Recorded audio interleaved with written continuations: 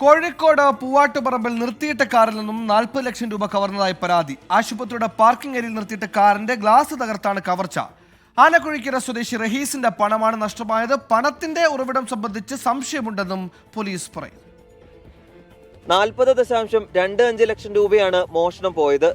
Parking ഏരിയയിൽ നിർത്തിയിട്ട കാറിന്റെ മുൻവശത്തെ ഗ്ലാസ് തകർത്ത് പണം കവരുകയായിരുന്നു. ബൈക്കിലെത്തിയ രണ്ടുപേരാണ് ചാക്കിൽ സൂക്ഷിച്ച പണം കൊണ്ടുപോയതെന്ന് ആനക്കുഴിക്കര സ്വദേശി റഹീസ് നൽകിയ പരാതിയിൽ പറയുന്നു. നമ്മളൊരു ചാനലിലായിട്ടോ ഞങ്ങൾ ഇത്രയും കൊല്ലമായി ഇവിടെ താമസിക്കാൻ തുടങ്ങിയിട്ട് ഒരു ഓൻ്റെ പേരിലോ എൻ്റെ പേരിലോ ഒന്നുമില്ല. കേരളാണ്ടിൻ്റെ ആ പാർക്കിങ്ങിൽ വെച്ചതാണ്. പാർക്കിങ്ങിൽ വെച്ചിട്ട് ഓന് ഈ വരുന്ന ആളെ കാത്തു നിൽക്കുകയാണല്ലോ റോട്ടുമ്മൽ നിൽക്കുക. ഓല് വന്നിട്ട് പൈസ എടുത്തു കൊടുക്കാൻ വേണ്ടി കാറ് നോക്കിയപ്പോഴാണല്ലോ കാറിൻ്റെ ചില്ലി കട്ടറിട്ട് പൊട്ടിട്ടാണ് തോന്നുന്നത്. ബുധനാഴ്ച വൈകിട്ട് 3:30 സംഭവം.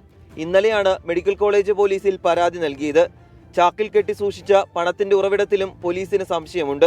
എന്നാൽ പരാതിക്കാരനായ റഹീസിന്റെ ഭാര്യാപിതാവ് സൂക്ഷിക്കാൻ നൽകിയതാണ് പണമെന്നാണ് വിശദീകരണം. 24 കോഴിക്കോട്.